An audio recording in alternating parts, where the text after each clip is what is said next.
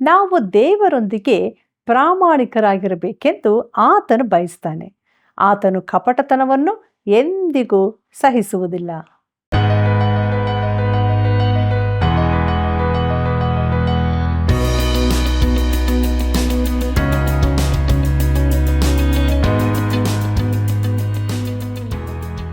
ಆತ್ಮೀಯ ವೀಕ್ಷಕರೇ, ನಿಮ್ಮೆಲ್ಲರಿಗೂ ತುಂಬ ಹೃದಯದ ವಂದನೆಗಳು. ದೇವರು ಅನುಗ್ರಹಿಸಿದ ಈ ಅಮೂಲ್ಯವಾದ ಸಮಯಕ್ಕಾಗಿ ಆತನನ್ನು ಕೊಂಡಾಡುತ್ತಾ ಸತ್ಯವೇದ ಅಧ್ಯಯನಕ್ಕೆ ನಾವು ಸಿದ್ಧರಾಗಿರುವಾಗ ಕಳೆದ ಕಾರ್ಯಕ್ರಮದಲ್ಲಿ ನಾವು ಕಲಿತ ವಿಷಯಗಳನ್ನು ನೆನಪು ಮಾಡಿಕೊಂಡು ಜೀವಿತದಲ್ಲಿ ಸಂಭವಿಸುವ ಕತ್ತಲೆಯಲ್ಲಿ ನಡೆಯುವುದನ್ನು, ಅರಸನು ದೇವರ ವಾಕ್ಯಗಳನ್ನು ಅಲಕ್ಷ್ಯ ಮಾಡಿದ್ದು ಎಂಬ ವಿಷಯಗಳನ್ನು ಅರಿತುಕೊಂಡು ದೇವರ ವಾಕ್ಯದಲ್ಲಿ ನಮ್ಮನ್ನು ಪರೀಕ್ಷೆ ಮಾಡಿಕೊಂಡು ಬಲವನ್ನು ಹೊಂದೋಣ. ಬನ್ನಿ ನಮ್ಮ ಅಧ್ಯಯನವನ್ನು ಪ್ರಾರಂಭಿಸೋಣ. ಶಿಷ್ಟರ ಉದ್ದೇಶ ನ್ಯಾಯ, ದುಷ್ಟರ ಆಲೋಚನೆ ಮೋಸ. ಜ್ಞಾನೋಕ್ತಿಗಳು 12:5. ಆತ್ಮೀಯ ವೀಕ್ಷಕರೇ, ಪ್ರೀತಿಯ ವಂದನೆಗಳು. ಇಂದಿನ ಕಾರ್ಯಕ್ರಮಕ್ಕಾಗಿ ಸುಸ್ವಾಗತ. ನಮ್ಮ ಅಧ್ಯಯನದಲ್ಲಿ ನಾವು ಮುಂದುವರಿಯುವ ಹಾಗೆ ಯೆರೆಮೀಯನ ಪ್ರವಾದನೆ ಗ್ರಂಥದ 33ನೇ ಅಧ್ಯಾಯದ 1ನೇ ವಚನವನ್ನು ಗಮನಿಸಿರಿ. ಯೆರೆಮೀಯನು ಕಾರಾಗೃಹದ ಅಂಗಳದಲ್ಲಿ ಸೆರೆಯಾಗಿದ್ದಾಗ ಅವನಿಗೆ ಯೆಹೋವನು ಈ 2ನೇ ವಾಕ್ಯವನ್ನು ಅನುಗ್ರಹಿಸಿದನು ಎಂಬುದಾಗಿ. ಪ್ರೀತಿಯುಳ್ಳ ದೇವಜನರೇ, ಯೆರೆಮೀಯನು ಇನ್ನೂ ಸೆರೆಯಲ್ಲಿದ್ದಾನೆ. ಮುಂದಕ್ಕೆ ನೋಡೋಣ. ಯೆರೆಮೀಯನ ಪ್ರವಾದನೆ ಗ್ರಂಥ 33ನೇ ಅಧ್ಯಾಯ 2 ಮತ್ತು 3ನೇ ವಚನಗಳನ್ನು. ಕಾರ್ಯವನ್ನು ಸಾಧಿಸಿಕೊಳ್ಳುವ, ಉದ್ದೇಶಿಸಿ ನೆರವೇರಿಸುವ ಯೆಹೋವ ನಾಮಾಂಕಿತನು ಇಂತೆನ್ನುತ್ತಾನೆ, ನನ್ನನ್ನು ಕೇಳಿಕೋ, ನಾನು ನಿನಗೆ ಸದುತ್ತರವನ್ನು ದಯಪಾಲಿಸಿ ನಿನಗೆ ತಿಳಿಯದ ಮಹತ್ತಾದ ಗೂಢಾರ್ಥಗಳನ್ನು ಗೋಚರಪಡಿಸುವೆನು ಎಂಬುದಾಗಿ. ಪ್ರೀತಿಯುಳ್ಳ ಸಹೋದರ ಸಹೋದರಿಯರೇ, 3ನೇ ವಚನವನ್ನು ಸಾಕ್ಷಿಕೂಟಗಳಲ್ಲಿ ಹೇಳಿರುವುದನ್ನು ತುಂಬ ಕೇಳಿದ್ದೇನೆ. ಅದು ಅದ್ಭುತವಾದ ವಚನ. ಆದರೆ ಈ ಅಧ್ಯಾಯದ ಕುರಿತೇ ಅದನ್ನು ಸೀಮಿತಗೊಳಿಸಿದರೆ ಒಳ್ಳೆಯದು. ಅವನು ಬಂದಿಯಾಗಿರುವುದಾದರೂ ಅವನು ಹೊಲವನ್ನು ಕೊಂಡುಕೊಳ್ಳುವಂತೆ ದೇವರು ಹೇಳಿದನು. ಯೆರೆಮೀಯನು ನಂಬಿಕೆಯನ್ನಾಧರಿಸಿ ಹೊಲವನ್ನು ಕೊಂಡುಕೊಂಡನು. ಆದರೂ ಅವನಲ್ಲಿ ಅನೇಕ ಪ್ರಶ್ನೆಗಳು ಉದ್ಭವಿಸಿದವು. ದೇವರು ಯೆಹೂದವನ್ನು ಸೆರೆಗೆ ಹೋಗಲು ಯಾಕೆ ಬಿಟ್ಟನು? ವಿಶ್ವಾಸಿಯಲ್ಲಿ ಇಂತಹ ಸಂದೇಹಗಳು ಬರುವುದೆಂದರೆ ಅದು ನಂಬಿಕೆಯ ಪರೀಕ್ಷೆಯಾಗಿರುತ್ತದೆ. ಅದು ಹೇಗೆಂದು ನೀನು ಕೇಳಬಹುದು. ಪ್ರಿಯ ಮಿತ್ರನೇ, ನೀನು ದೇವರೊಂದಿಗೆ ನಡೆಯುತ್ತಿರುವಾಗ, ಆತನ ಸಂಗಡ ಅನ್ಯೋನ್ಯತೆಯಲ್ಲಿರುವಾಗ ಆತನು ಅದ್ಭುತನಾಗಿರುತ್ತಾನೆ ಮತ್ತು ನಿನಗೆ ಕೆಲವೊಮ್ಮೆ ಅರ್ಥವಾಗದ ಅದ್ಭುತವಾದ ಕಾರ್ಯಗಳನ್ನು ಆತನು ಮಾಡುತ್ತಾನೆ. ನಮ್ಮ ಪ್ರಶ್ನೆ ಆಗ ನೀನು ಯಾಕೆ ಇದನ್ನು ಮಾಡುತ್ತೀ ಎಂಬುದೇ ಆಗಿರುತ್ತದೆ. ಇಂತಹ ಪ್ರಶ್ನೆಗಳು ನಿನ್ನ ಮನಸ್ಸಿಗೆ ಬಂದಿಲ್ಲವೋ? ಪ್ರೀತಿಯುಳ್ಳ ದೇವಜನರೇ, ನನಗೆ ಅಂತಹ ಪ್ರಶ್ನೆಗಳು ಬಂದಿರುತ್ತವೆ. ನಾನು ತುಂಬ ಸಾರಿ ಇದರ ಕುರಿತು ಆತನೊಡನೆ ಮಾತನಾಡಿದ್ದೇನೆ. ನನ್ನ ಸಂಶಯಗಳನ್ನು ಹೇಳಿಕೊಂಡಿದ್ದೇನೆ. ಆದರೂ ನಾನು ಆತನನ್ನು ನಂಬುತ್ತೇನೆಂದು ಕೂಡ ಹೇಳಿದ್ದೆ. ಪ್ರೀತಿಯುಳ್ಳ ದೇವಜನರೇ, ಯೆರೆಮೀಯನು ಕೂಡ ಇಂತಹ ಸ್ವಭಾವದವನೆಂದು ನಾನು ಸಂತೋಷಪಡುತ್ತೇನೆ. ಸತ್ಯವೇದದಲ್ಲಿ ಈ ರೀತಿ ಪ್ರಶ್ನೆಗಳಿದ್ದವರು ಅನೇಕ ಮಂದಿ ಇದ್ದಾರೆ. ಹಬಕ್ಕೂಕನಿಗೆ ಇಂತಹ ಅನೇಕ ಪ್ರಶ್ನೆಗಳಿದ್ದವು. ಅವನ ಪುಸ್ತಕಕ್ಕೆ ಯಾಕೆ ಪುಸ್ತಕ ಎಂಬ ಹೆಸರು ಕೊಡಬಹುದು. ಯೋನನಿಗೂ ಕರ್ತನನ್ನು ಕೇಳಬೇಕಾದ ಕೆಲವು ಪ್ರಶ್ನೆಗಳಿದ್ದವು. ಪ್ರಿಯರೇ, ಇಂತಹ ಪ್ರಶ್ನೆಗಳಿರುವುದು ನಂಬಿಕೆಯ ಕೊರತೆಯ ಸೂಚಕವಲ್ಲ. ಆದರೆ ನಮ್ಮಲ್ಲಿ ಆಳವಾಗಿ ಪ್ರಶ್ನೆಗಳಿದ್ದುಕೊಂಡು ನಾವು ದೇವರ ಮಾರ್ಗವನ್ನು ಒಪ್ಪಿಕೊಂಡಿದ್ದೇವೆ ಎಂದು, ಆತನಿಗೆ ನಮ್ಮನ್ನು ಒಪ್ಪಿಸಿಕೊಟ್ಟಿದ್ದೇವೆಂದು ತೋರಿಸುವುದು ಕಪಟತನವಾಗಿದೆ. ನಾವು ಆತನೊಂದಿಗೆ ಪ್ರಾಮಾಣಿಕವಾಗಿರಬೇಕೆಂದು ದೇವರು ಬಯಸುತ್ತಾನೆ. ಪ್ರಿಯರೇ, ಆತನ ವಾಗ್ದಾನ ನಮಗೆ ಹೀಗಿದೆ. ಏನೆಂದರೆ, ನನಗೆ ಮೊರೆಯಿಡಿರಿ, ನಾನು ಉತ್ತರಿಸುವೆನು, ನಿನಗೆ ನೀನು ತಿಳಿಯದ ಮಹತ್ತಾದ ಅದ್ಭುತಗಳನ್ನು ತೋರಿಸುವೆನು ಎಂದು. ಮುಂದಕ್ಕೆ ನೋಡೋಣ. ಯೆರೆಮೀಯನ ಪ್ರವಾದನೆ ಗ್ರಂಥ 33ನೇ ಅಧ್ಯಾಯ 14 ಮತ್ತು 15ನೇ ವಚನಗಳನ್ನು.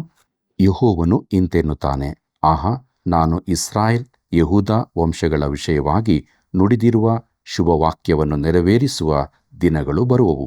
ಆ ದಿನಗಳಲ್ಲಿ, ಆ ಕಾಲದಲ್ಲಿ ದಾವೀದನೆಂಬ ಮೂಲದಿಂದ ಸಧರ್ಮಿಯಾದ ಮೊಳಕೆಯನ್ನು ಚಿಗುರಿಸುವೆನು.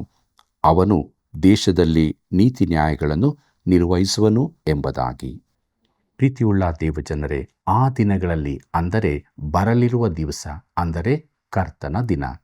ದಾವೀದನೆಂಬ ಮೂಲದಿಂದ ಸಧರ್ಮಿಯಾದ ಮೊಳಕೆಯನ್ನು ಚಿಗುರಿಸುವೆನು.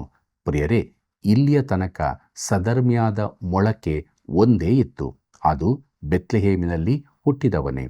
ಆತನು ದೇಶದಲ್ಲಿ ನೀತಿ ನ್ಯಾಯಗಳನ್ನು ಸಧರ್ಮವನ್ನು ಸ್ಥಾಪಿಸುವನು. ಇಂಥ ಯಾವ ಅರಸನೂ ಈ ತನಕ ಬಂದಿರಲಿಲ್ಲ. ಮುಂದಕ್ಕೆ ನೋಡ್ರಿ, ಯೆರೆಮೀಯನ ಪ್ರವಾದನೆ ಗ್ರಂಥ 33ನೇ ಅಧ್ಯಾಯ 16ನೇ ವಚನವನ್ನು. ಆಗ ಯೆಹೂದ್ಯರು ಸುರಕ್ಷಿತವಾಗಿರುವರು, ಯೆರೂಸಲೇಮಿನವರು ನೆಮ್ಮದಿಯಾಗಿ ವಾಸಿಸುವರು. ಯೆಹೋವ ಚಿದ್ಕೇನು, ಅಂದರೆ ಯೆಹೋವನೇ ನಮ್ಮ ಸದ್ಧರ್ಮ ಎಂಬ ಹೆಸರು ಈ ಪಟ್ಟಣಕ್ಕೆ ಸಲ್ಲುವುದು ಎಂಬುದಾಗಿ. ಕರ್ತನಲ್ಲಿ ಪ್ರಿಯರೇ, ಯೆಹೋವನೇ ನಮ್ಮ ಸದ್ಧರ್ಮ. ಇಬ್ರಿಯ ಭಾಷೆಯಲ್ಲಿ ಇದರ ರೂಪ ಯೆಹೋವ ಚಿದ್ಕೇನು ಎಂಬುದಾಗಿ. ನನಗೆ ನಿನಗೆ ಯಾವ ಸದ್ಧರ್ಮವಾದರೂ ಇರುವುದಾದರೆ ಅದು ಕ್ರಿಸ್ತನದೇ ಆಗಿದೆ. ಆತನೇ ನಮ್ಮ ನೀತಿಯಾಗಿದ್ದಾನೆ. ಯೆರೆಮೀಯನ ಪ್ರವಾದನೆ ಗ್ರಂಥ 33ನೇ ಅಧ್ಯಾಯ 17ನೇ ವಚನವನ್ನು ಗಮನಿಸಿರಿ. ಯೆಹೋವನು ಇಂತೆನ್ನುತ್ತಾನೆ, ದಾವೀದನ ವಂಶವು ನಿಂತು ಹೋಗದೆ ಆ ಸಂತಾನದವರು ಇಸ್ರಾಯೇಲ್ಯರ ಸಿಂಹಾಸನದಲ್ಲಿ ತಪ್ಪದೆ ಆಸೀನರಾಗುತ್ತಾ ಬರುವರು ಎಂಬುದಾಗಿ. ಕರ್ತನಲ್ಲಿ ಪ್ರಿಯರೇ, ಈ ಮನುಷ್ಯನು ಈಗ ಎಲ್ಲಿದ್ದಾನೆ? ದಾವೀದನ ಸಿಂಹಾಸನಕ್ಕೆ ಹಕ್ಕು ಸ್ಥಾಪಿಸಬಲ್ಲ ಯಾವ ಇಸ್ರಾಯೇಲನೂ ಇರುವುದಿಲ್ಲ. ಆದರೆ ಹಕ್ಕುಳ್ಳಾತನು ಕೀರ್ತನೆಗಾರನು ನುಡಿದಂತೆ ದೇವರ ಬಲಗಡೆಯಲ್ಲಿ ಆಸೀನನಾಗಿದ್ದಾನೆ. ಯೆಹೋವನು ನನ್ನ ಒಡೆಯನಿಗೆ, ನಾನು ನಿನ್ನ ವಿರೋಧಿಗಳನ್ನು ನಿನಗೆ ಪಾದಪೀಠವಾಗ ಮಾಡುವ ತನಕ ನನ್ನ ಬಲಗಡೆಯಲ್ಲಿ ಕೂತುಕೊಂಡಿರು ಎಂದು ನುಡಿದನು ಎಂಬುದಾಗಿ ಕೀರ್ತನೆ 110 1ನೇ ವಚನದಲ್ಲಿ ಓದುತ್ತೇವೆ. ಕರ್ತನಲ್ಲಿ ಪ್ರಿಯರೇ, ದೇವರು ತನ್ನ ಹೆಸರಿಗೋಸ್ಕರ ಜನರನ್ನು ಕರೆಯುವುದರಲ್ಲಿ ತೊಡಗಿದ್ದಾನೆ.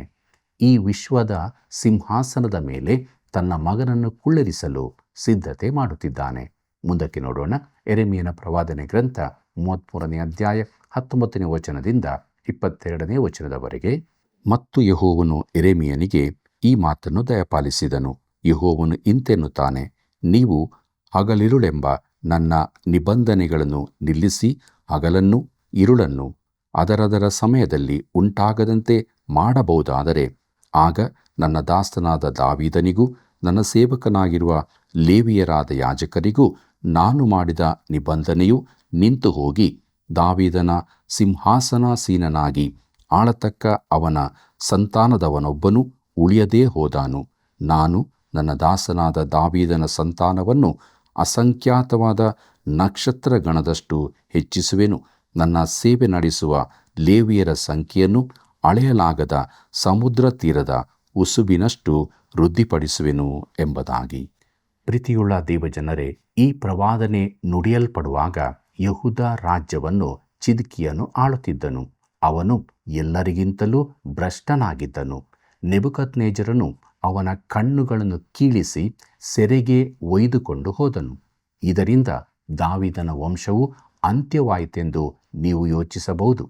ಬೇರಾವ ಜನಾಂಗವಾದರೂ ಕೊನೆಗೊಳ್ಳಬಹುದು. ಬಾಬೇಲಿನ ಅರಸುತನಕ್ಕೆ ಯಾವ ಹಕ್ಕುದಾರನೂ ಇರಲಿಲ್ಲ. ಪ್ರಿಯರೇ, ಐಗುಪ್ತದಲ್ಲಿ ಯಾವ ಫರೋಹನೂ ಇರುವುದಿಲ್ಲ. ಆದರೆ ರಾಜ್ಯದ ಹಕ್ಕುದಾರನಾಗಿ ದಾವೀದನ ವಂಶದಲ್ಲಿ ಒಬ್ಬಾತನಿದ್ದಾನೆ. ಆತನನ್ನು ಈ ವಿಶ್ವದ ಸಿಂಹಾಸನದಲ್ಲಿ ಕುಳ್ಳಿರಿಸುತ್ತೇನೆಂದು ದೇವರು ಹೇಳುತ್ತಾನೆ. ಇದು ವಿಶೇಷವಾದ ಪ್ರವಾದನೆ, ಅಲಕ್ಷಿಸತಕ್ಕದ್ದಲ್ಲ. ದೇವರು ನಿಜವಾಗಿ ಸತ್ಯವನ್ನು ಹೇಳುತ್ತಾನೆಂದು ನಾನು ನಂಬುತ್ತೇನೆ. ಪ್ರೀತಿಯುಳ್ಳ ದೇವಜನರೇ, ಮುಂದಕ್ಕೆ ಯೆರೆಮೀಯನ ಪ್ರವಾದನೆ ಗ್ರಂಥದ 34, 35 ಮತ್ತು 36ನೇ ಅಧ್ಯಾಯಗಳನ್ನು ನೋಡೋಣ. ಇದರ ಮುಖ್ಯ ಪ್ರಸ್ತಾಪ ಚಿದ್ಕೀಯನು ಸೆರೆಗೆ ಒಯ್ಯಲ್ಪಡುವುದು ಮುಂತಿಳಿಸಲ್ಪಟ್ಟದ್ದು. ರೇಕಾಬ್ಯರು ದೇವರಿಗೆ ವಿಧೇಯರಾದದ್ದು. ಯೆಹೋಯಾಕೀಮನು ಧರ್ಮಶಾಸ್ತ್ರ ಗ್ರಂಥವನ್ನು ನಾಶಪಡಿಸಿದ್ದು. ಬಾಬೇಲಿನ ಅರಸನು ಯೆರೂಸಲೇಮನ್ನು ಸುಟ್ಟು ಬಿಡುತ್ತಾನೆಂದು, ಚಿದ್ಕೀಯನನ್ನು ಸೆರೆಗೆ ಒಯ್ಯುತ್ತಾನೆಂದು ಯೆರೆಮೀಯನು ಪ್ರವಾದನೆ ನುಡಿಯಬೇಕಾಗಿತ್ತು. ಯೆರೆಮೀಯನ ಪ್ರವಾದನೆ ಗ್ರಂಥ 34ನೇ ಅಧ್ಯಾಯ 8 ಮತ್ತು 9ನೇ ವಚನವನ್ನು ಗಮನಿಸಿರಿ. ಆಮೇಲೆ ಯೆಹೋವನು ಯೆರೆಮೀಯನಿಗೆ ಒಂದು ಮಾತನ್ನು ದಯಪಾಲಿಸಿದನು. ಇಷ್ಟರೊಳಗೆ ಅರಸನಾದ ಚಿದ್ಕೀಯನು ಯೆರೂಸಲೇಮಿನವರೆಲ್ಲರೊಂದಿಗೆ ಸೇರಿ, ನಮ್ಮಲ್ಲಿ ಪ್ರತಿಯೊಬ್ಬನು ತನ್ನ ದಾಸದಾಸಿಯರೊಳಗೆ ಇಬ್ರಿಯರನ್ನು ಬಿಡುಗಡೆ ಮಾಡುವನು. ಯಾರೂ ತನ್ನ ಸಹೋದರನಾದ ಯಹೂದ್ಯನಿಂದ ಇನ್ನೂ ಗುಲಾಮತನ ಮಾಡಿಸಿಕೊಳ್ಳುವುದಿಲ್ಲ ಎಂದು ಅವರಿಗೆ ವಿಮೋಚನೆಯನ್ನು ಪ್ರಕಟಿಸುವ ಒಡಂಬಡಿಕೆಯನ್ನು ಮಾಡಿಕೊಂಡಿದ್ದನು ಎಂಬುದಾಗಿ. ಕರ್ತನಲ್ಲಿ ಪ್ರಿಯರೇ, ಚಿದ್ಕೀಯನು ಜನರೊಂದಿಗೆ ಎಲ್ಲ ಇಬ್ರಿಯ ಸೇವಕರನ್ನು ಬಿಡುಗಡೆ ಮಾಡಿಬಿಡಬೇಕೆಂಬ ಒಡಂಬಡಿಕೆಯನ್ನು ಮಾಡಿಕೊಂಡಿದ್ದನು. ಮುಂದಕ್ಕೆ ನೋಡೋಣ. ಯೆರೆಮೀಯನ ಪ್ರವಾದನೆ ಗ್ರಂಥ 34ನೇ ಅಧ್ಯಾಯ 15 ಮತ್ತು 16ನೇ ವಚನಗಳನ್ನು. ನೀವು ಈಗಲೇ ಮನಮರುಗಿ ನಿಮ್ಮ ನಿಮ್ಮ ನೆರೆಯವರಿಗೆ ವಿಮೋಚನೆಯನ್ನು ಪ್ರಕಟಿಸಿ ತನ್ನ ಚಿತ್ತಾನುಸಾರವಾಗಿ ನಡೆದಿರಿ.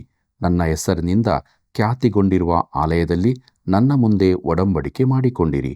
ಆಮೇಲೆ ನೀವು ಮನಸ್ಸನ್ನು ಬೇರೆ ಮಾಡಿಕೊಂಡಿರಿ. ಸ್ವತಂತ್ರರನ್ನಾಗಿ ಬಿಟ್ಟಿದ್ದವರನ್ನು ಪುನಃ ದಾಸದಾಸಿಯರನ್ನಾಗಿ ಸೇರಿಸಿಕೊಂಡು ಅಧೀನ ಮಾಡಿಕೊಂಡು ನನ್ನ ನಾಮವನ್ನು ಅಪಕೀರ್ತಿಗೆ ಗುರಿ ಮಾಡಿದಿರಿ ಎಂಬುದಾಗಿ. ಪ್ರೀತಿಯುಳ್ಳ ದೇವಜನರೇ, ಒಡಂಬಡಿಕೆಯು ನನ್ನ ದೃಷ್ಟಿಯಲ್ಲಿ ಸರಿಯಾದದಾಗಿತ್ತು ಎಂದು ದೇವರು ಹೇಳಿದ್ದಾನೆ. ವಿಮೋಚನೆ ಕಾಂಡ 21ನೇ ಅಧ್ಯಾಯ 2ನೇ ವಚನವನ್ನು ನೋಡಿರಿ. ಆದರೆ ಚಿದ್ಕೀಯನು ಒಡಂಬಡಿಕೆಯನ್ನು ನೆರವೇರಿಸಲಿಲ್ಲ. ದೇವರು ಅವನಿಗೆ ಹೇಳುತ್ತಾನೆ, ನೀನು ತಿರುಗಿಕೊಂಡು ನನ್ನ ನಾಮವನ್ನು ಅಪಕೀರ್ತಿಗೆ ಗುರಿ ಮಾಡಿದಿರಿ. ಅಂದರೆ ಚಿದ್ಕೀಯನು ದೇವರ ನಾಮಕ್ಕೆ ಅಪಕೀರ್ತಿಯನ್ನು ತಂದನು. ಜನರಿಗೆ ಬಿಡುಗಡೆಯನ್ನು ಕೊಡುವ ಮೂಲಕ ಯಹೂದದ ಅರಸನಾದ ಚಿದ್ಕೀಯನು ತಾನು ಎಲ್ಲರಂತಲ್ಲವೆಂದು, ತಾನು ಜೀವಿಸುವ ನಿಜ ದೇವರ ಸೇವೆ ಮಾಡುವವನೆಂದು ಈ ಲೋಕಕ್ಕೆ ತೋರಿಸಬಹುದಾಗಿತ್ತು. ಆದರೆ ಅವನು ಕೇವಲ ತೋರಿಕೆ ಮಾತ್ರ ಮಾಡಿದನು. ತನ್ನ ಮಾತಿನಂತೆ ನಡೆದುಕೊಳ್ಳಲಿಲ್ಲ. ಅವನು ತನಗೆ ಅವಮಾನ ಮಾಡಿಕೊಂಡದ್ದಲ್ಲದೆ ದೇವರ ನಾಮವನ್ನು ಅಪವಿತ್ರಗೊಳಿಸಿದನು. ಮುಂದಕ್ಕೆ ನೋಡೋಣ. ಯೆರೆಮೀಯನ ಪ್ರವಾದನೆ ಗ್ರಂಥ 34ನೇ ಅಧ್ಯಾಯ 19ನೇ ವಚನದಿಂದ 21ನೇ ವಚನದವರೆಗೆ. ನನ್ನ ಒಡಂಬಡಿಕೆಯನ್ನು ಮೀರಿದ ಯಹೂದದ ಪ್ರಧಾನರು, ಯೆರೂಸಲೇಮಿನ ಪ್ರಧಾನರು, ಕಂಚುಕಿಗಳು, ಯಾಜಕರು, ಕರುವಿನ ಹೋಳುಗಳ ನಡುವೆ ಹಾದುಹೋದ ದೇಶದ ಸಕಲ ಜನರು, ಇವರೆಲ್ಲರನ್ನೂ ಇವರ ಪ್ರಾಣವನ್ನು ಹುಡುಕುವ ಶತ್ರುಗಳ ಕೈಗೆ ಕೊಡುವೆನು. ಇವರ ಹೆಣಗಳು ಆಕಾಶ ಪಕ್ಷಿಗಳಿಗೂ ಭೂಜಂತುಗಳಿಗೂ ಆಹಾರವಾಗುವವು. ಯಹೂದದ ಅರಸನಾದ ಚಿದ್ಕೀಯನನ್ನು, ಅವನ ಪ್ರಧಾನರನ್ನು ಅವರ ಪ್ರಾಣ ಹುಡುಕುವ ಶತ್ರುಗಳ ಕೈಗೆ, ಅಂದರೆ ನಿಮ್ಮನ್ನು ಬಿಟ್ಟು ಹೋಗಿರುವ ಬಾಬೇಲಿನ ಅರಸನ ಕೈಗೆ ಕೊಡುವೆನು ಎಂಬುದಾಗಿ. ಪ್ರೀತಿಯುಳ್ಳ ದೇವಜನರೇ, ಕರುವನ್ನು ಸೀಳಿ ಅದರ ಹೋಳುಗಳ ನಡುವೆ ಹಾದು ಹೋಗಿ ಆ ದಿನಗಳಲ್ಲಿ ಜನರು ಒಡಂಬಡಿಕೆಯನ್ನು ಹೀಗೆ ದೃಢಪಡಿಸಿಕೊಳ್ಳುತ್ತಿದ್ದರು. ದೇವರು ಅಬ್ರಹಾಮನ ಸಂಗಡಲು ಹೀಗೇ ಒಡಂಬಡಿಕೆಯನ್ನು ಮಾಡಿಕೊಂಡಿದ್ದನು. ಈಗಿನ ದಿನಗಳಲ್ಲಿ ನೋಟರಿಯವರ ಬಳಿಗೆ ಹೋಗಿ ಅವರ ಮುದ್ರೆ ಹಾಕಿಸಿಕೊಂಡ ರೀತಿ ಇದೆ. ಪ್ರಿಯರೇ, ಚಿದ್ಕೀಯನು, ಪ್ರಧಾನರು, ಯಾಜಕರು, ಎಲ್ಲ ಜನರು ಒಡಂಬಡಿಕೆಯನ್ನು ಮೀರಿ ಸೇವಕರಿಗೆ ಸ್ವಾತಂತ್ರ್ಯವನ್ನು ಕೊಡದೇ ಇದ್ದರು. ಆದುದರಿಂದ ದೇವರು ಅವರ ಮೇಲೆ ಈ ದಂಡನೆಯನ್ನು ಬರಮಾಡುವೆನೆಂದು ಹೇಳಿದನು. ಪ್ರೀತಿಯುಳ್ಳ ದೇವಜನರೇ, ವಿಶ್ವಾಸಿಗಳಾಗಿದ್ದ ಜನಶೇಷದವರಲ್ಲಿ ರೇಬಾಕ್ಯರು ಸೇರಿದವರಾಗಿದ್ದು, ಅವರು ಇಡೀ ಜನಾಂಗದಿಂದ ಭಿನ್ನವಾದವರೇ ಆಗಿದ್ದರು. ಯಾವಾಗಲೂ ಒಂದು ಚಿಕ್ಕ ಶೇಷವು ಉಳಿಸಲ್ಪಡುತ್ತದೆಂಬುದನ್ನು ತೋರಿಸಲಿಕ್ಕಾಗಿ ದೇವರು ಇವರನ್ನು ಎದುರಿಗೆ ತಂದನು. ತನಗಾಗಿ ಸಾಕ್ಷಿಯನ್ನು ಆತನು ಉಳಿಸದಿರುವುದಿಲ್ಲ. ಮುಂದಕ್ಕೆ ನೋಡೋಣ. ಯೆರೆಮೀಯನ ಪ್ರವಾದನೆ ಗ್ರಂಥ 35ನೇ ಅಧ್ಯಾಯ ಮೊದಲಿನ 2 ವಚನಗಳನ್ನು. ಯೋಷಿಯನ ಮಗನು ಯಹೂದದ ಅರಸನೂ ಆದ ಯೆಹೋಯಾಕೀಮನ ಕಾಲದಲ್ಲಿ ಯೆಹೋವನು ಯೆರೆಮೀಯನಿಗೆ ದಯಪಾಲಿಸಿದ ವಾಕ್ಯ. ನೀನು ರೇಕಾಬನ ಮನೆತನದವರ ಬಳಿಗೆ ಹೋಗಿ ಅವರ ಸಂಗಡ ಮಾತನಾಡಿ ಅವರನ್ನು ಯೆಹೋವನ ಆಲಯದ ಒಂದು ಕೋಣೆಯೊಳಕ್ಕೆ ಕರೆದು ದ್ರಾಕ್ಷಾರಸವನ್ನು ಕುಡಿಯುವುದಕ್ಕೆ ಕೊಡು ಎಂಬುದಾಗಿ. ಕರ್ತನಲ್ಲಿ ಪ್ರಿಯರೇ, ರೇಕಾಬರನ್ನು ದೇವರ ಆಲಯಕ್ಕೆ ಕರೆತಂದು ಅವರಿಗೆ ಕುಡಿಯುವುದಕ್ಕೆ ದ್ರಾಕ್ಷಾರಸವನ್ನು ಕೊಡಲು ದೇವರು ಹೇಳುತ್ತಾನೆ. ಮುಂದಕ್ಕೆ ನೋಡ್ರಿ. ಯೆರೆಮೀಯನ ಪ್ರವಾದನೆ ಗ್ರಂಥ 35ನೇ ಅಧ್ಯಾಯ 5 ಮತ್ತು 6ನೇ ವಚನಗಳನ್ನು. ಕೋಣೆಯೊಳಕ್ಕೆ ಬರಮಾಡಿ ಆ ರೇಕಾಬನ ಮನೆತನದವರ ಮುಂದೆ ದ್ರಾಕ್ಷಾರಸ ತುಂಬಿದ ಬಟ್ಟಲುಗಳನ್ನು, ಪಂಚಪಾತ್ರೆಗಳನ್ನು ಇಟ್ಟು ದ್ರಾಕ್ಷಾರಸವನ್ನು ಕುಡಿಯಿರಿ ಅಂದನು. ಅದಕ್ಕವರು, ನಾವು ದ್ರಾಕ್ಷಾರಸವನ್ನು ಕುಡಿಯುವುದೇ ಇಲ್ಲ. ನಮ್ಮ ಪಿತೃವಾದ ರೇಕಾಬನ ಮಗನಾದ ಯೋನಾದಾಬನು ನಮಗೆ, ನೀವಾಗಲಿ ನಿಮ್ಮ ಸಂತಾನದವರಾಗಲಿ ಯುಗ ಯುಗಾಂತರಕ್ಕೂ ದ್ರಾಕ್ಷಾರಸ ಕುಡಿಯಬಾರದು ಎಂಬುದಾಗಿ. ಪ್ರೀತಿಯುಳ್ಳ ದೇವಜನರೇ, ಅನೇಕ ವರ್ಷಗಳ ಹಿಂದೆ ತಮ್ಮ ಮನೆತನಕ್ಕೆ ಕೊಡಲ್ಪಟ್ಟ ಅಪ್ಪಣೆಯಂತೆ ರೇಕಾಬ್ಯರು ಯೆರೆಮೀಯನು ಕೊಟ್ಟ ದ್ರಾಕ್ಷಾರಸವನ್ನು ಕುಡಿಯಲಿಲ್ಲ. ಯೆರೆಮೀಯನ ಪ್ರವಾದನೆ ಗ್ರಂಥ 35ನೇ ಅಧ್ಯಾಯ 13ನೇ ವಚನದಿಂದ 15ನೇ ವಚನದವರೆಗೆ ಗಮನಿಸಿರಿ. ಇಸ್ರಾಯೇಲ್ಯರ ದೇವರು ಸೇನಾಧೀಶ್ವರನೂ ಆದ ಯೆಹೋವನು ಇಂತೆನ್ನುತ್ತಾನೆ, ನೀನು ಹೋಗಿ ಯೆಹೂದ್ಯರಿಗೂ ಯೆರೂಸಲೇಮಿನ ನಿವಾಸಿಗಳಿಗೂ ಹೀಗೆ ಹೇಳು, ಇದರಿಂದ ನೀವು ಬುದ್ಧಿ ತಂದುಕೊಂಡು ನನ್ನ ಮಾತುಗಳನ್ನು ಕೇಳುವುದಿಲ್ಲವೋ ಎಂದು ಯೆಹೋವನು ಅನ್ನುತ್ತಾನೆ. ರೇಕಾಬನ ಮಗನಾದ ಯೋನಾದಾಬನು ತನ್ನ ಸಂತಾನದವರಿಗೆ ದ್ರಾಕ್ಷಾರಸವನ್ನು ಕುಡಿಯಬಾರದೆಂದು ಕೊಟ್ಟ ಅಪ್ಪಣೆ ನೆರವೇರಿದೆ. ಅವರು ಇಂದಿನವರೆಗೂ ಕುಡಿಯಲಿಲ್ಲ. ತಮ್ಮ ಪಿತೃವಿನ ಆಜ್ಞೆಯನ್ನು ಕೈಕೊಂಡಿದ್ದಾರೆ. ನೀವೋ ನಾನು ನಿಮಗೆ ಎಡೆಬಿಡದೆ ಹೇಳುತ್ತಾ ಬಂದರೂ ನನ್ನ ಮಾತಿಗೆ ಕಿವಿಗೊಡಲಿಲ್ಲ. ಇದಲ್ಲದೆ ನಾನು ನನ್ನ ಸೇವಕರಾದ ಪ್ರವಾದಿಗಳನ್ನೆಲ್ಲ ನಿಮ್ಮ ಬಳಿಗೆ ನಿತ್ಯವೂ ಕಳಿಸುತ್ತಾ, ನೀವೆಲ್ಲರೂ ನಿಮ್ಮ ನಿಮ್ಮ ದುರ್ಮಾರ್ಗಗಳಿಂದ ಹಿಂದಿರುಗಿ ನಿಮ್ಮ ನಡತೆಗಳನ್ನು ಸರಿಪಡಿಸಿಕೊಳ್ಳಿರಿ, ಅನ್ಯ ದೇವತೆಗಳನ್ನು ಹಿಂಬಾಲಿಸಿ ಸೇವಿಸದಿರಿ. ಹೀಗೆ ಮಾಡಿದರೆ ನಾನು ನಿಮಗೂ ನಿಮ್ಮ ಪಿತೃಗಳಿಗೂ ದಯಪಾಲಿಸಿದ ದೇಶದಲ್ಲಿ ನೀವು ಸುಖವಾಸಿಗಳಾಗುವಿರಿ ಎಂದು ಹೇಳಿಸಿದರೂ ನೀವು ನನ್ನ ಮಾತನ್ನು ಕೇಳಲಿಲ್ಲ, ಕಿವಿಗೊಡಲೂ ಇಲ್ಲ ಎಂಬುದಾಗಿ. ಪ್ರೀತಿಯುಳ್ಳ ಸಹೋದರ ಸಹೋದರಿಯರೇ, ತಮ್ಮ ಭೂಲೋಕದ ಪಿತೃಗಳ ಮಾತಿಗೆ ನಂಬಿಗಸ್ತರಾಗಿ ವಿಧೇಯರಾದ ರೇಕಾಬ್ಯರಿಗೂ ತಮ್ಮ ಪರಲೋಕದ ಪ್ರೀತಿಯ ತಂದೆಯ ಅಪ್ಪಣೆಗಳನ್ನು ಕೈಕೊಳ್ಳದ ಯಹೂದ್ಯರಿಗೂ ಇರುವ ವಿಶೇಷ ವ್ಯತ್ಯಾಸವನ್ನು ದೇವರು ಅವರಿಗೆ ತಿಳಿಸುತ್ತಿದ್ದಾನೆ. ಪ್ರಿಯರೇ, ಈ ಅಧ್ಯಾಯದ ಉಳಿದ ಭಾಗದಲ್ಲಿ ಯಹೂದ್ಯರ ಮೇಲೆ ದಂಡನೆಯೂ ರೇಕಾಬ್ಯರಿಗೆ ಆಶೀರ್ವಾದವೂ ನುಡಿಯಲ್ಪಟ್ಟಿರುವುದನ್ನು ನೋಡುತ್ತೇವೆ. ಯೆರೆಮೀಯನ ಪ್ರವಾದನೆ ಗ್ರಂಥ 36ನೇ ಅಧ್ಯಾಯ ಮೊದಲಿನ 2 ವಚನಗಳನ್ನು ಗಮನಿಸಿರಿ. ಯೋಷೀಯನ ಮಗನೂ ಯೆಹೂದದ ಅರಸನೂ ಆದ ಯೆಹೋಯಾಕೀಮನ ಆಳ್ವಿಕೆಯ 4ನೇ ವರ್ಷದಲ್ಲಿ ಯೆಹೋವನು ಯೆರೆಮೀಯನಿಗೆ ಈ ಮಾತನ್ನು ದಯಪಾಲಿಸಿದನು. ನೀನು ಗ್ರಂಥ ಬರೆಯತಕ್ಕ ಸುರುಳಿಯನ್ನು ತೆಗೆದುಕೊಂಡು, ನಾನು ಯೋಷೀಯನ ಕಾಲದಲ್ಲಿ ನಿನ್ನ ಸಂಗಡ ಮಾತಾಡಿದಂದಿನಿಂದ ಇಂದಿನವರೆಗೆ ಇಸ್ರಾಯೇಲು, ಯೆಹೂದ, ಸಕಲ ಜನಾಂಗಗಳು ಇವುಗಳ ವಿಷಯವಾಗಿ ನಿನಗೆ ನುಡಿಯುತ್ತಾ ಬಂದಿರುವ ಮಾತುಗಳನ್ನೆಲ್ಲ ಬರೆ ಎಂಬುದಾಗಿ. ಕರ್ತನಲ್ಲಿ ಪ್ರಿಯರೇ, ತನ್ನ ಮಾತುಗಳನ್ನೆಲ್ಲ ಪುಸ್ತಕದಲ್ಲಿ ಬರೆದಿಡಬೇಕೆಂದು ದೇವರು ಯೆರೆಮೀಯನಿಗೆ ಹೇಳುತ್ತಾನೆ. ಆದ್ದರಿಂದ ಯೆರೆಮೀಯನು ದೇವರ ಮಾತುಗಳನ್ನೆಲ್ಲ ಬಾರೂಕನಿಗೆ ಹೇಳಲು ಅವನು ಅವುಗಳನ್ನೆಲ್ಲ ಬರೆದನು. ಬಳಿಕ ಅವುಗಳ ಸುರುಳಿಗಳನ್ನೆಲ್ಲ ದೇವಾಲಯಕ್ಕೆ ತೆಗೆದುಕೊಂಡು ಹೋಗಿ ಜನರಿಗೆಲ್ಲ ಅದನ್ನು ಓದಿ ಹೇಳಬೇಕೆಂದು ತಿಳಿಸಿದನು. ಪ್ರಿಯರೇ, ನಡೆದ ಸಂಗತಿಗಳನ್ನು ಅಧಿಪತಿಗಳು ಕೇಳಿದಾಗ ಅವರು ಬಾರೂಕನನ್ನು ಕರೆ ಕಳಿಸಿದರು. ಆ ಸುರುಳಿಗಳನ್ನು ತಮ್ಮೆದುರಿನಲ್ಲಿ ಓದಿ ಕೇಳಿಸಿದರು. ಮುಂದಕ್ಕೆ ನೋಡೋಣ. ಯೆರೆಮೀಯನ ಪ್ರವಾದನೆ ಗ್ರಂಥ 36ನೇ ಅಧ್ಯಾಯ 19ನೇ ವಚನದಿಂದ 23ನೇ ವಚನದವರೆಗೆ. ಆಗ ಪ್ರಧಾನರು ಬಾರೂಕನಿಗೆ, ಹೊರಡು, ನೀನು ಯೆರೆಮೀಯನು ಅಡಗಿಕೊಳ್ಳಿರಿ, ನೀವೆಲ್ಲಿದ್ದೀರೆಂಬುದು ಯಾರಿಗೂ ಗೊತ್ತಾಗಬಾರದು ಎಂದು ಹೇಳಿ ಸುರುಳಿಯನ್ನು ಲೇಖಕನಾದ ಎಲೀಷಾಮನ ಕೋಣೆಯಲ್ಲಿ ಇಟ್ಟುಬಿಟ್ಟು ಪ್ರಾಕಾರದಲ್ಲಿನ ಅರಸನ ಬಳಿಗೆ ಹೋಗಿ ಆ ಮಾತುಗಳನ್ನೆಲ್ಲ ಅವನಿಗೆ ಅರಿಕೆ ಮಾಡಿದರು. ಕೂಡಲೇ ಅರಸನು ಸುರುಳಿಯನ್ನು ತರುವುದಕ್ಕೆ ಯಹೂದಿಯನ್ನು ಕಳಿಸಿದನು. ಅವನು ಲೇಖಕನಾದ ಎಲೀಷಾಮನ ಕೋಣೆಯೊಳಗಿಂದ ಅದನ್ನು ತೆಗೆದುಕೊಂಡು ಬಂದು ಅರಸನ ಮತ್ತು ಅವನ ಪಕ್ಕದಲ್ಲಿ ನಿಂತಿದ್ದ ಸಕಲ ಪ್ರಧಾನರ ಮುಂದೆ ಓದಿದನು. ಆಗ ಪುಷ್ಯಮಾಸ. ಅರಸನು ಚಳಿಗಾಲದ ಮನೆಯಲ್ಲಿ ಕೂತಿದ್ದನು. ಅವನ ಮುಂದೆ ಅಗ್ಗಿಷ್ಟಿಕೆಯು ಉರಿಯುತ್ತಿತ್ತು. ಯಹೂದಿಯು ಬರವಣಿಗೆಯ 3-4 ಪುಟಗಳನ್ನು ಓದಿದ ಹಾಗೆಲ್ಲ ಅರಸನು ಆಯಾ ಭಾಗಗಳನ್ನು ಚೂರಿಯಿಂದ ಕತ್ತರಿಸಿ ಸುರುಳಿಯು ಸಂಪೂರ್ಣವಾಗಿ ಸುಟ್ಟು ಹೋಗುವ ತನಕ ಅಗ್ಗಿಷ್ಟಿಕೆಯ ಬೆಂಕಿಯಲ್ಲಿ ಹಾಕುತ್ತಾ ಬಂದನು ಎಂಬುದಾಗಿ. ಪ್ರೀತಿಯುಳ್ಳ ದೇವಜನರೇ, ದೇವರ ವಾಕ್ಯದ ಕುರಿತಾಗಿ ಯೆಹೋಯಾಕೀಮನು ಏನು ನೆನೆಸಿದನೆಂದು ಇದರಿಂದ ಗೊತ್ತಾಗುತ್ತದೆ. ಅವನು ಅವುಗಳನ್ನು ಕತ್ತರಿಸಿ ಬೆಂಕಿಯಲ್ಲಿ ಹಾಕಿದನು. ಅದಕ್ಕೆ ಯಾವ ಲಕ್ಷ್ಯವನ್ನೂ ಕೊಡಲಿಲ್ಲ. ಅದನ್ನು ಒಪ್ಪಿಕೊಳ್ಳಲೂ ಇಲ್ಲ. ಅದನ್ನು ನಂಬಲೂ ಇಲ್ಲ. ಪ್ರಿಯರೇ, ಸತ್ಯವೇದವು ಎಲ್ಲಕ್ಕಿಂತ ಹೆಚ್ಚು ಮಾರಾಟವಾಗುವ ಪುಸ್ತಕವೆಂಬುದರಿಂದ ನಾನೇನು ವಿಚಲಿತನಾಗಲಾರೆ. ಈ ದಿನಗಳಲ್ಲಿ ಸತ್ಯವೇದವನ್ನು ಯಾರು ನಿಜವಾಗಿ ಓದುತ್ತಾರೆ?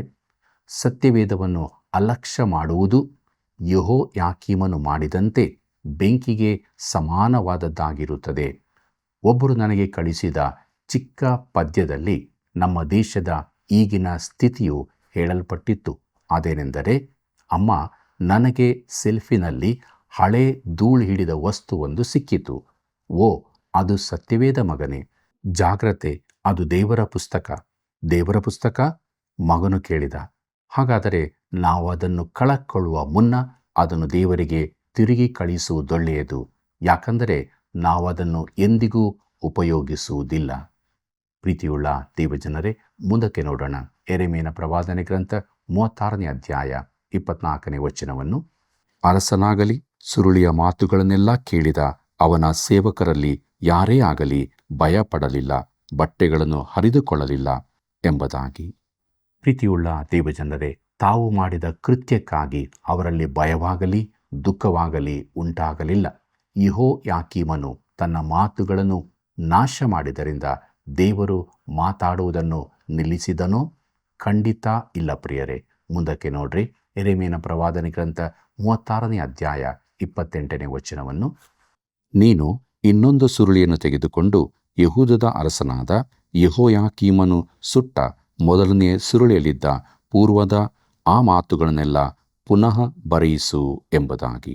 ಪ್ರೀತಿಯುಳ್ಳ ದೇವಜನರೇ, ಅವುಗಳನ್ನೆಲ್ಲ ಮತ್ತೊಮ್ಮೆ ಬರೆಯಿಸಿ ಯೆಹೋಯಾಕೀಮನಿಗೆ ವರ್ತಮಾನ ಕಳುಹಿಸಬೇಕೆಂದು ದೇವರು ಯೆರೆಮೀಯನಿಗೆ ಹೇಳಿದನು. ಯೆರೆಮೀಯನ ಪ್ರವಾದನೆ ಗ್ರಂಥ 36ನೇ ಅಧ್ಯಾಯ 30ನೇ ವಚನವನ್ನು ಗಮನಿಸಿರಿ. ಆದ ಕಾರಣ ಯೆಹೂದದ ಅರಸನಾದ ಯೆಹೋಯಾಕೀಮನ ವಿಷಯದಲ್ಲಿ ಯೆಹೋವನು ಇಂತೆನ್ನುತ್ತಾನೆ, ಇವನ ಸಂತಾನದಲ್ಲಿ ಯಾವನೂ ದಾವೀದನ ಸಿಂಹಾಸನ ರೂಢನಾಗನು. ಇವನ ಹೆಣವು ಬಿಸಾಡಲ್ಪಟ್ಟು ಹಗಲಿನ ತಾಪಕ್ಕೂ ರಾತ್ರಿಯ ಚಳಿಗೂ ಈಡಾಗುವುದು ಎಂಬುದಾಗಿ. ಪ್ರೀತಿಯುಳ್ಳ ಸಹೋದರ ಸಹೋದರಿಯರೇ, ಯೆಹೋಯಾಕೀಮನಿಗೆ ಹೀಗೆಯೇ ಆಯಿತು. ದಾವೀದನ ಸಿಂಹಾಸನದಲ್ಲಿ ಅವನ ಸಂತಾನದವರಲ್ಲಿ ಯಾರೂ ಉಳಿಯಲಿಲ್ಲ. ಆ ಸಿಂಹಾಸನದ ಹಕ್ಕು ಇರುವ ಕರ್ತನಾದ ಯೇಸು ಅವನ ಸಂತಾನದಲ್ಲಿ ಹುಟ್ಟಿ ಬರಲಿಲ್ಲ. ದಾವೀದನ ಇನ್ನೊಬ್ಬ ಮಗನಾದ ನಾತಾನನ ವಂಶದಲ್ಲಿ ಮರಿಯಳು ಹುಟ್ಟಿದಳು. ಅವಳ ಮುಖಾಂತರವಾಗಿ ಆಕೆಗೆ ದಾವೀದನ ಸಿಂಹಾಸನದ ಮೇಲಿನ ಹಕ್ಕು ದೊರಕಿತು. ಪ್ರಿಯರೇ, ಯೆಹೋಯಾಕೀಮನ ಸಂತಾನದವರಾರೂ ಆ ಸಿಂಹಾಸನದಲ್ಲಿ ಕುಳಿತುಕೊಳ್ಳಲಿಲ್ಲ. ಪ್ರಿಯರೇ, ದೇವರ ವಾಗ್ದಾನಗಳು ತಪ್ಪುವುದಿಲ್ಲ. ಆತನು ಯಾವಾಗಲೂ ಅದನ್ನು ಈಡೇರಿಸುತ್ತಾನೆ. ಆದುದರಿಂದ ದೇವರಿಗೆ ವಿಧೇಯರಾಗಿ ನಮ್ಮ ಜೀವಿತವನ್ನು ಜೀವಿಸೋಣ. ಪ್ರಾರ್ಥನೆ ಮಾಡೋಣ. ವಾಗ್ದಾನಗಳನ್ನು ಈಡೇರಿಸುವ ನಮ್ಮ ರಕ್ಷಕನಾದ ಯೇಸು ಸ್ವಾಮಿಯಲ್ಲಿ ತಂದೆಯಾದ ದೇವರೇ, ನಿನ್ನ ವಾಕ್ಯದಿಂದ ತುಂಬಿಸಲ್ಪಟ್ಟವರಾಗಿ ನಿನ್ನ ಬಳಿಗೆ ಬಂದಿದ್ದೇವೆ. ನಮ್ಮಲ್ಲಿ ನೀನು ಮೆಚ್ಚದೇ ಇರುವಂಥ ಸ್ವಭಾವಗಳನ್ನು, ತಪ್ಪುಗಳನ್ನು ತೆಗೆದುಹಾಕು. ನಮ್ಮನ್ನು ಶುದ್ಧೀಕರಿಸು. ನಮ್ಮೆಲ್ಲ ವೀಕ್ಷಕ ಬಾಂಧವರ ಜೀವಿತಗಳಲ್ಲಿ ನಿನ್ನ ವಾಕ್ಯವು ಸಮೃದ್ಧಿಯಾಗಿ ವಾಸ ಮಾಡಲಿ. ವಾಕ್ಯದಿಂದ ಬಿಡುಗಡೆಯನ್ನು, ಸಮಾಧಾನವನ್ನು ಹೊಂದಿಕೊಂಡು ನಿನ್ನನ್ನು ಹಿಂಬಾಲಿಸುವುದಕ್ಕೆ ಸಹಾಯ ಮಾಡು. ಎಲ್ಲರ ಮೇಲೆ ನಿನ್ನ ಕೃಪೆ ಇರಲಿ. ಯೇಸುವಿನ ನಾಮದಲ್ಲಿ ಬೇಡಿದ್ದೇವೆ ತಂದೆಯೇ, ಆಮೆನ್. ಪ್ರಿಯರೇ, ಪ್ರತಿಯೊಬ್ಬರೂ ಜೀವನದಲ್ಲಿ ಕತ್ತಲೆಯಲ್ಲಿ ನಡೆಯಲೇಬೇಕಾಗ್ತದೆ. ವಿಶ್ವಾಸಿಯ ಜೀವಿತದಲ್ಲಿ ಬರುವ ಕತ್ತಲೆಯ ಸ್ಥಿತಿಯಲ್ಲಿಯೂ ದೇವರ ಜೊತೆ ಇದ್ದು ನಡೆಸ್ತಾನೆ. ನಾನು ಕಾರ್ಗತ್ತಲಿನ ಕಣಿವೆಯಲ್ಲಿ ನಡೆಯುವಾಗಲೂ ನೀನು ಹತ್ತಿರವಿದಿರುವುದರಿಂದ ಕೇಡಿಗೆ ಹೆದರೆನು ಎಂದು ಕೀರ್ತನಗಾರನು ಹೇಳಿದ್ದಾನೆ. ದೇವರ ವಾಕ್ಯಗಳನ್ನು ಉಲ್ಲಂಘಿಸುವವರು ನಾಶವಾಗುತ್ತಾರೆ. ಆದುದರಿಂದ ಪ್ರಿಯರೇ, ದೇವರ ವಾಕ್ಯಕ್ಕೆ ವಿಧೇಯರಾಗಿ ನಾವು ದೇವರ ಬೆಳಕಿನಲ್ಲಿ ದಿನಾಲೂ ಜೀವಿಸೋಣ. ಪ್ರಿಯ ವೀಕ್ಷಕರೇ, ಇಂದಿನ ಕಾರ್ಯಕ್ರಮವು ನಿಮ್ಮ ಜೀವಿತದಲ್ಲಿ ಹೊಸ ಬೆಳಕನ್ನು ನೀಡಿದೆಯಲ್ಲವೇ? ನಿಮ್ಮ ಅಭಿಪ್ರಾಯಗಳನ್ನು ಹಿಂದೆ ಕರೆ ಮಾಡಿ ತಿಳಿಸಿರಿ. ನಾವೆಲ್ಲರೂ ಮತ್ತೆ ಸಂಧಿಸೋಣ. ವಂದನೆಗಳು.